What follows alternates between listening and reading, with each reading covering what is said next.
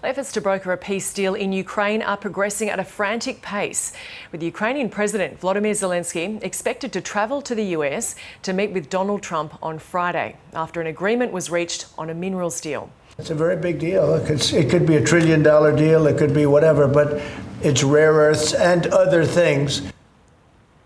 Mr. Trump was speaking from the Oval Office a day after he discussed Europe's response to the war in Ukraine with France's Emmanuel Macron.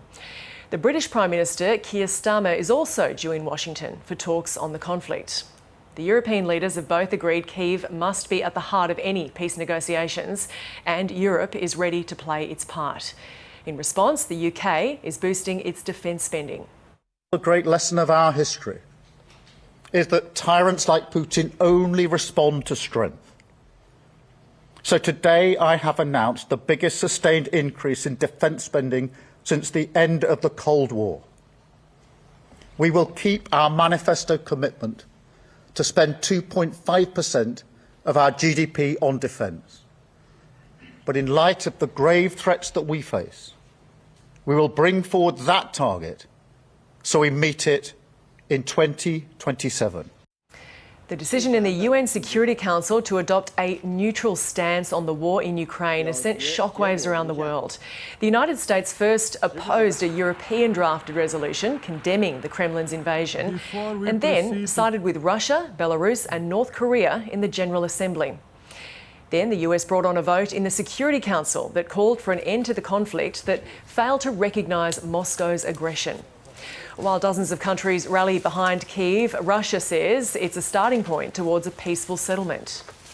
I would like to note the events at the UN, both in the General Assembly and the Security Council, demonstrated a very important point: the recognition that there are no other alternatives to an approach focused on addressing the root causes of the crisis in Ukraine is gradually making its way forward.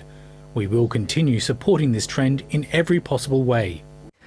Washington's decision to vote alongside Russia at the United Nations has angered many Ukrainians, including soldiers Andriy and Vadim. They were seriously injured on the front line and are recovering after surgery in the Netherlands. They're keen to return home and rejoin the fight.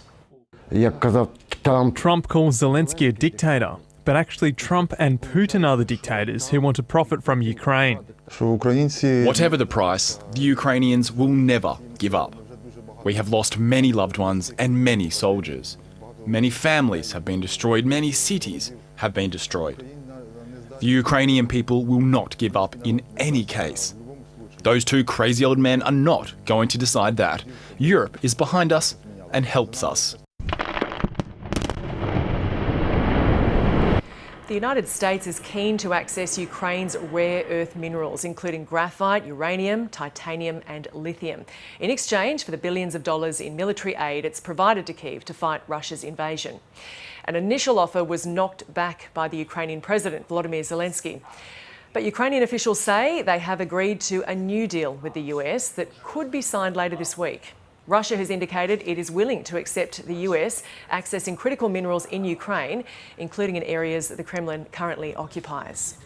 The elements that are under question with respect to Ukraine are currently located in areas that are Russia controlled, right? And so gaining or regaining access to those deposits, not only for the US, for Ukraine and Western allies, is something that has larger geopolitical significance.